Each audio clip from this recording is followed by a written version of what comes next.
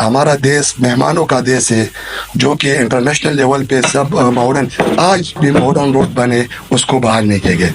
تو میں اس پریس کانفرنس کے ذریعے 10 دن اپنے منتخب جو نمائندے ہیں ایم این اے وفاقی حکومت صوبائی حکومت کو یہ آواز اور یہ مطالبہ کرنا ہے 10 دن کے اندر ہمارے یہ مطالبات حل کر لیں، ورنہ جو اس میں ملوث ہے تو رائٹ ٹو انفارمیشن ایکٹ کے تحت میں پیر کے دن میں اور میر اس میں اپلیکیشن دیں گے، چاہے اس میں ٹھیکیدار ملوث ہو، چاہے ہمارے منتخب ایم این اے ہو، ایم پی اے ہو، تو میں میڈیا کے سامنے ان کے نام پیش کروں گا.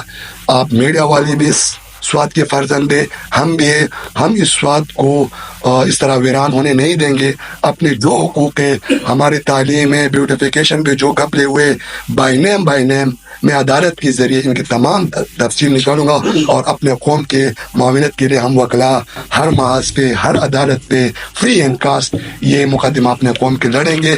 اور اپنے میڈیا کے بھائیوں کے ساتھ بھی میرا تعاون ہے کہ آپ کے پاس بھی جو شواہد ہو ہم شواہد کے ذریعے قانون کے ذریعے جو بھی اس مولے سے یہ سواد کا دشمن ہوگا، جو میرے فیوچر کا دشمن ہوگا، تو میں اس کو نہ منتخب نمائندہ مانگتا ہوں، میں اس کے نااہلی اس کے خلاف ایف آئی آر جو بھی ہو قانون جو آئین نے مجھے دیا ہے میں وہ استعمال کر کے اپنے قوم کا یہ مقدمہ لڑوں گا.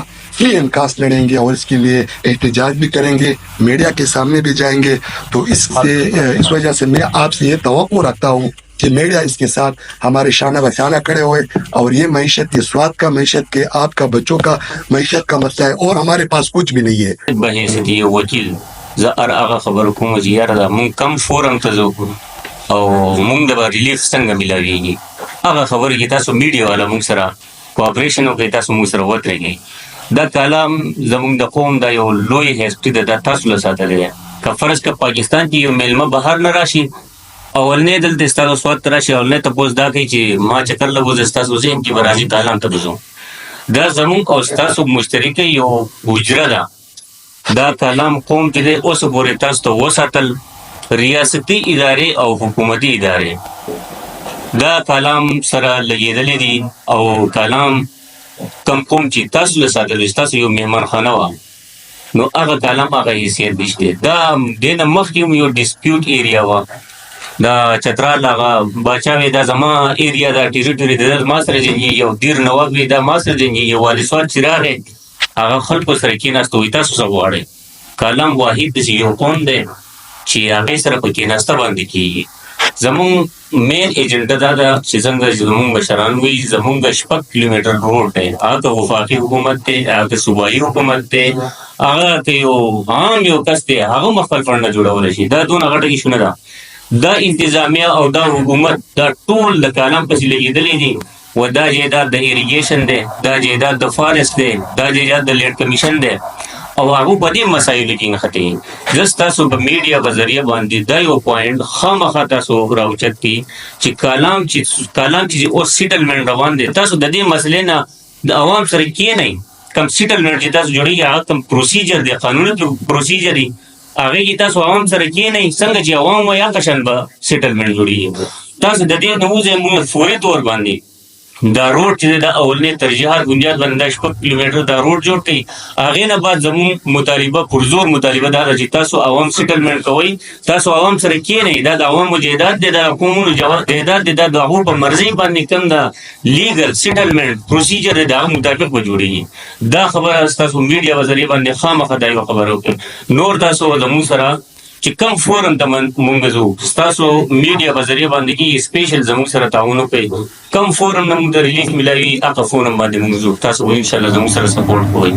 چې میډیا که نه و میډیا نو زمونږ حالات به ډېر ګډوډ وو. دا خو د الله تعالی لوی فضل و کرم دی چې میډیا د ظالم مټ نیولی دی، د مظلم آواز اوچت کړی دی. دا د میډیا کردار دی. که میډیا نه و نو زمونږ حالات ګډوډ به، زمونږ حالات یو بل ګاونډ کې به یو بل نه خبرېدو. د دې نه علاوه رونو زه نن چې کالام نه رالم، پرون لاړم کالام ته، لارې منځی کور کې ګاډي غورځېدلې وه، کې ماشومان بچي هغه ما غوښتي وو چې واپسې نن بیا راتلم دې پروګرام ته، بیا هم ګاډي نه د کور ته چړۍ کې غورځېدلې وو، او ماشومانو خدای پاک بچ کړي زخمیانو. هر هفته کې دو ګاډي غورځېږي، هر هفته کې د ماشومان او زنانه او څاروي دا ګاډي اوس کډې ټول روان دي. رونو زمونږ د کالام چې کوم موږ سره ظلم کېږي، موږ سره کوم زیاتې کېږي، کوم زمونږ د کالام موټرې د 6 کیلومترو د نه جوړولو د وجې نه تباه او برباد دي. زمونږ د کالام د 6 کیلومتر روډ نه جوړولو زمونږ زراعت تباه او برباد دي. زمونږ د کالام د 6 کیلومتر د روډ نه جوړولو زمونږ ترانسپورټ، زمونږ زراعت هر څه تباه او برباد دي. زمونږ یو ایمینه دي، یو امپی دي، زموږ خو هغه د خوښ کړي دي، یو قومي سمنې نه لګل، یو صوبایي سمنې ده، یو خو ملنګ دي، هغې خو ملنګ ام پی وایي. زه هغې ته دا وایم چې ستا فنډ تاسو نشته، خدای نه چې خو دفتر نه وغواړه که نه، دا سبا پارلمنټ مخې ته ناست یو، نیم به صوبایي سمنې مخې ته به ناست یو، نیم به د انچې په دفتر کې به ناست یو، چې هغې پورې چې دنده هغه بات نه پرې بار هغه دنده نه پرېږدو. زموږ روډ به ټیک ټاک جوړوي. ولې دا د پاکستان سره دي کالم، وایي دا کالم بولي چې د سوات سره نه دي، څومره ټورسټ راځي کالم نه راځي، چې کالم نه راغی نو سوات هم آباد دي، منګور هم آباد دي، مدین هم آباد دي، بحرین هم آباد دي، ټول آباد دي. چې کالم نه راځي نو سوات نه راځي، نه هغه منم جبیر راځي. زه سوال کوم خپل ډي صاحب له او کمشنر صاحب له چې فوري طور باندې چې غواړه دا کار شروع کړي. ستاسو کار خو نه ځکه ایمرجنسي په روپۍ خو تاسو سره یخې دي خوندې کړي دي، هغه چې د پوره ایمرجنسي کې پکارېږي. موږ پکې جیلون ته هم ځو، هغې ته هم تیار یو. او بل کالام خلک محب وطن خلک دی، مونږ باندې هر نمونه ټیکسونه دیو لګوي، هغه مونږ منو. خو زمونږ کم بنیادي مسلې چې دي هغه که تاسو زه وایم هسپتال او تعلیم او مدد نور فارس مسلې هغه ډېرې اوږدې. خو 1 پوینټ اجنډا دا ده چې دا ګوره دي مین خبره دا ولیکئ چې د کالام او بیرین په منځ کې 6 کیلومتر روډ دی، او 6 کیلومتر روډ چې دی که د ډي آی جي صاحب دا یو ګاډی دی په 13 کروڑ روپۍ دا خرڅ کړي په ایمان چې دغه روډ جوړېږي په ایمان. او زمونږ دا ګوره پاکستان ګوره ځای خبر کومه دا دونه انتظامیه د ډي سي د کمیشنر دی دا ټول یې نیولې دي له دې چې زمونږ دا مسلې حل کوي، خو دوی هغه مسلې نه حل کوي، دوی نورو مسلو پر سینخطي دي. بل د بحرین چې بحرین زه تاسو ته یم بحرین کې پاور هاوس جوړېږي، هغه 87 میگا واټ بجلی پیدا کوي. بیا مډلتان پاور هاوس ته هغه به اوس بجلی شروع کړي 100 میگا واټ. بیا غبرال کالام چې دی 87 میگا واټ، بیا اوتروډ غبرال چې 110 میگا واټ.